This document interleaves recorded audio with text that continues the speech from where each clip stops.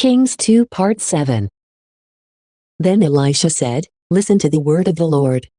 Thus says the Lord, tomorrow, at this time, 1 measure of fine wheat flour will be 1 silver coin, and 2 measures of barley will be 1 silver coin, at the gate of Samaria."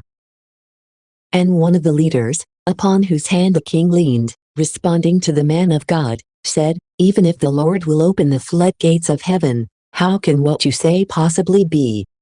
And he said, "You will see it with your own eyes, and you will not eat from it." Now there were 4 lepers beside the entrance of the gate. And they said one to another, "Should we choose to stay here until we die?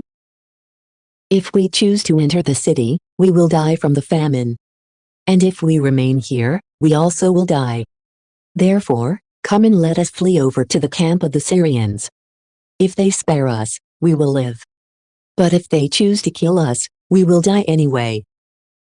Therefore, they rose up in the evening, so that they might go to the camp of the Syrians. And when they had arrived at the beginning of the camp of the Syrians, they found no one in that place. For indeed, the Lord had caused them to hear, in the camp of Syria, the sound of chariots and horses, and a very numerous army. And they said one to another, "Behold, the king of Israel has paid wages to the kings of the Hittites and of the Egyptians against us. And they will overwhelm us." Therefore, they rose up and fled away in the dark. And they left behind their tents and horses and donkeys in the camp. And they fled, desiring to save so much as their own lives. And so, when these lepers had arrived at the beginning of the camp, they entered one tent, and they ate and drank. And they took from their silver, and gold, and clothing. And they went away and hid it. And they returned again to another tent, and similarly, carrying away from there, they hid it. Then they said one to another, "We are not doing the right thing. For this is a day of good news. If we remain silent and refuse to report it until morning, we will be charged with a crime. Come, let us go and report it in the court of the king." And when they had arrived at the gate of the city, they explained to them, saying, "We went into the camp of the Syrians, and we found no one in that place, except horses and donkeys tied, and the tents still standing." Therefore, the gatekeepers went and reported it in the palace of the king. And he rose up in the night, and he said to his servants, "I tell you what the Syrians have done to us.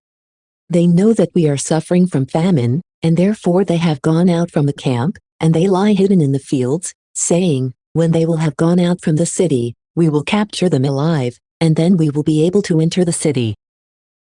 But one of his servants responded, 'Let us take the 5 horses that remain in the city, and sending, we will be able to explore.' Therefore, they brought 2 horses. And the king sent them into the camp of the Syrians, saying, 'Go, and see.' And they went away after them, as far as the Jordan.